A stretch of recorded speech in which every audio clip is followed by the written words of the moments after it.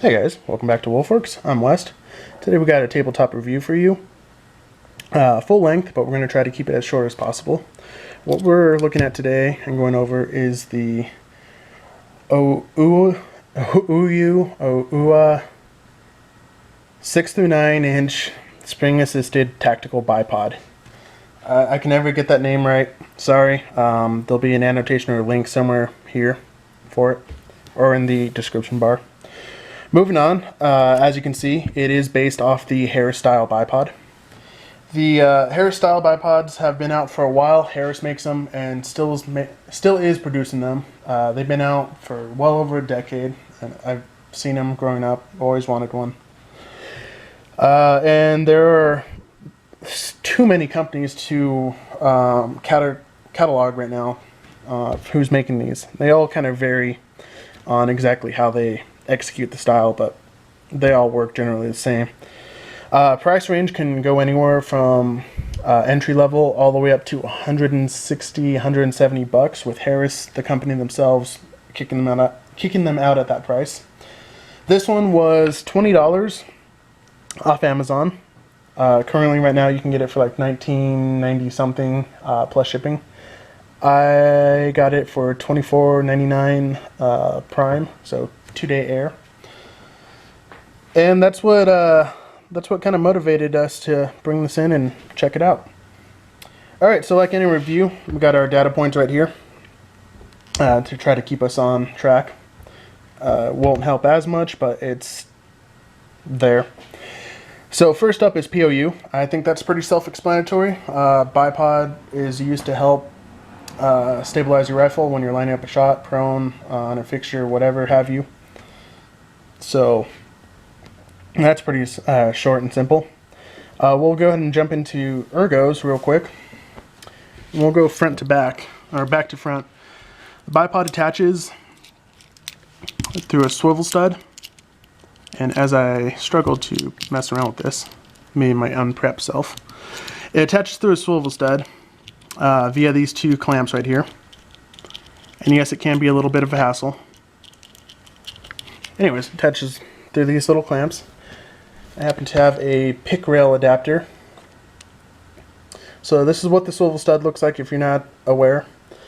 And they're found on most sporting rifles, or you can get an adapter like this. They're not too much, $14, Amazon.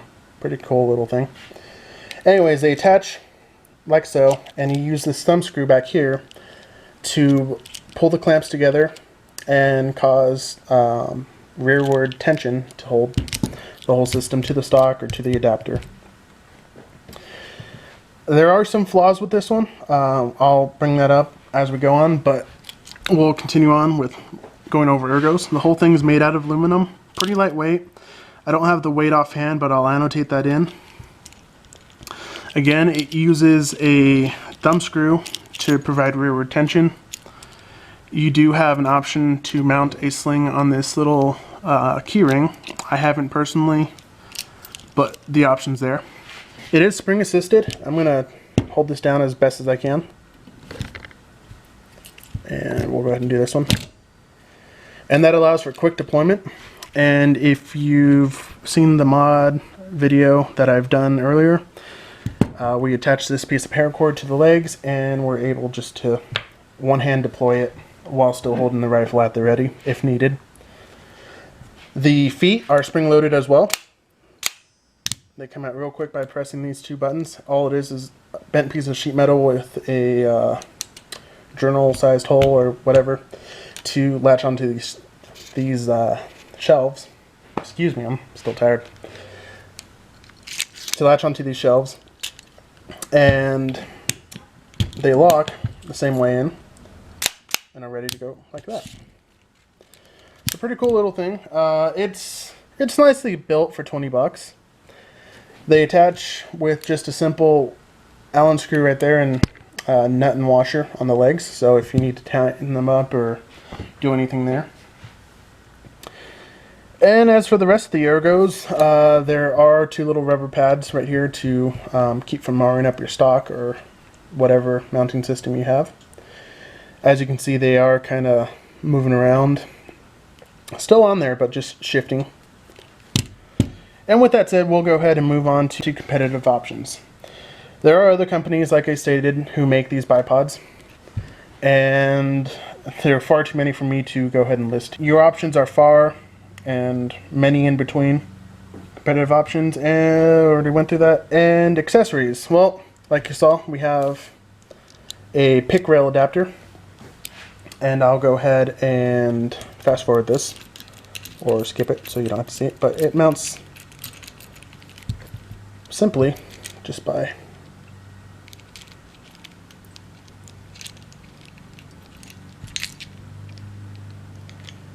of course, whenever you do it on camera, it never wants to work out for you. Alright, there we go. You line it up like that, and you just screw the retainer screw until it's tight. And voila. Alright, so with that, you're able to mount it on a pick rail, and we'll just go ahead and use this MP7 lying around here for nothing. It's clear. Magazine's empty. And all you do is just simply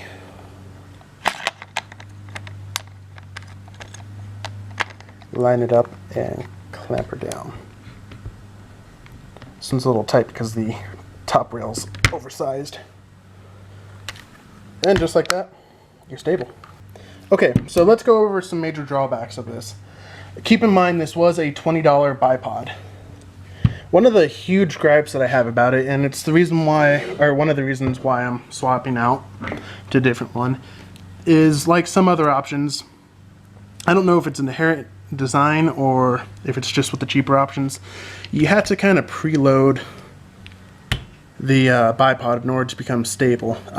What I mean by that is sometimes there'll be play in the legs, so you have to lean forward in order to get that rock solid feeling.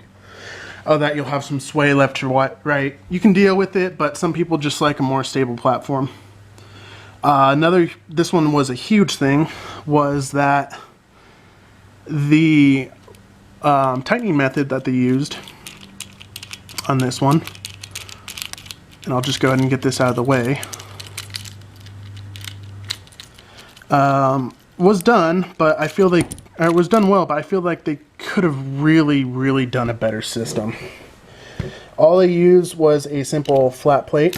I'll try to get a good image of that. Here we go. This whole surface was flat. I drilled that hole there, and I'll get into that in a second. Whole surface was flat with this recess, and what would happen was, as you tighten the screw, it would create surface or rear retention, which is what you want, but the screw would tend to walk to the left or to the right, however you're looking at this, atomical left, and well over this hump, and that hump was designed to keep it in place. Didn't work. What I ended up doing, and it's been working for me, was dimpling out a little hole, rounding off the edge of the screw, and shaving off just a little to give me that depth in order to secure this bipod, or secure the locking clamps into the bipod and not have the screw walk out on me. I found that to be a huge issue, especially shooting 308. The bolt would loosen up and walk and can't, and so it's just a pain in the butt. So if you're buying this in general, that is something you have to look out for.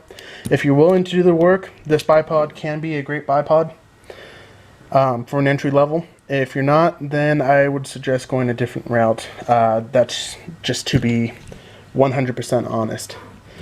And more honesty, I am swapping this one out for a UTG, I can't remember the actual name, I'll post a picture of it. Their standard bipod goes for around 20 bucks, and it offers great stability. I had one before, traded it with a rifle, and I miss it. I actually prefer it over this, wanting a more stable platform. It doesn't offer the same speed going down, but it does make up for it in stability. As for other options, people get really passionate and hot-blooded, like anything in the firearms industry, over what choices you'd make.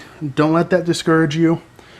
This is a decent bipod if you're willing to put in the work for it. which isn't much, and if you're looking for something a little bit more on the budget side.